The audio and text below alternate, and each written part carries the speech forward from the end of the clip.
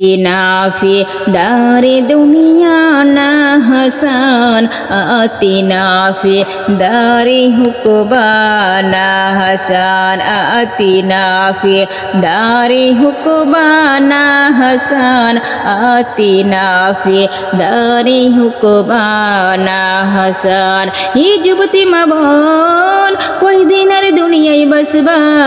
আজকে কোটি কোটি টাকার মালিক কই আজকে করোনায় ধরা পড়লো কত টাকা চাই আর ডাক্তারকে কোটি টাকা লাগাইয়া দাও সিঙ্গাপুর নিয়ে যাও কত টাকা লাগবে ফলাইয়া দাও আমারে বাঁচাও টাকার বাহাদুরি করিয়া মা বোন বান্দারে বাঁচাইতে পারলো না কোটি টাকার সম্পদ সব আছে গায়ের ঘাম পালাইয়া টাকা কামাই করলো আজকে খালি হাতে মাটির ঘরে শুইয়া আছে কিসের বাহাদুরি করো মা বোন আজকে তুমি বয়ান শুনতেছো ঠিক কাল তুমি এই সময় হতে পারো হসপিটালের রোগী কিসের বাহাদুরি করো মা বোন আজকে বক্তা হইয়া বয়ান করি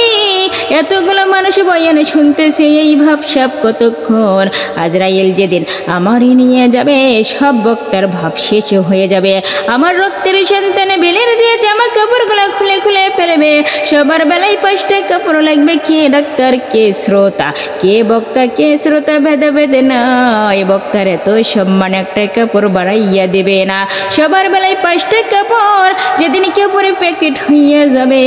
ওই দিন টের পাবি কে পর্দাওয়ালা কে লেখা নাই কে বেহনামাজি লেখা নাই এটা মন্ত্রী লাশ লেখা থাকবে না এটা বক্তা লেখা থাকবে না সব সমান জানাজা পড়াইয়া খবরে যখন নিয়ে গেল এত এত ভক্ত কই কেউ আমার কবরে নাই হঠাৎ দেখে গেল আমার মাথার কিনারায় হয়ের কিনারায় দুইজন কবরে নাইমা মাঝাই গামছা লাগাইয়া আমারে মাটির মাঝে নামাইয়া শোয়াইয়া বাঁশের চালগুলো যখন বিছাইয়া আমার মাথার আর পায়ের মুষ্টি খুলিয়া বান্দা উঠাইয়া গেল কবরে আমি বড় একা আমার ডানে বামে কেউ নাই আমি বড় একা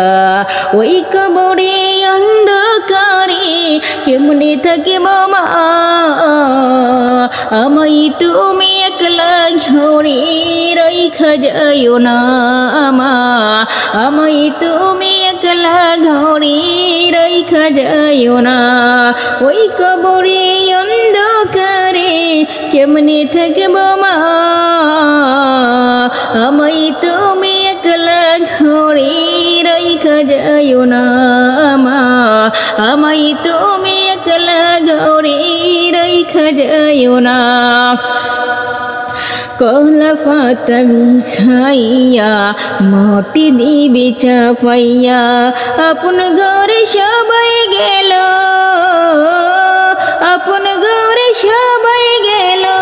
মাগো তুমি যাইও না ওই কবরে অন্ধকারে কেমনে থাকব মা আমায় তুমি একলা ঘরে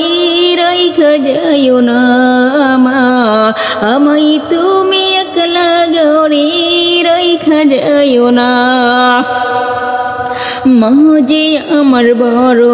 আপন তবু আমায় ছাড়িয়া আপন ঘরে সবাই গেল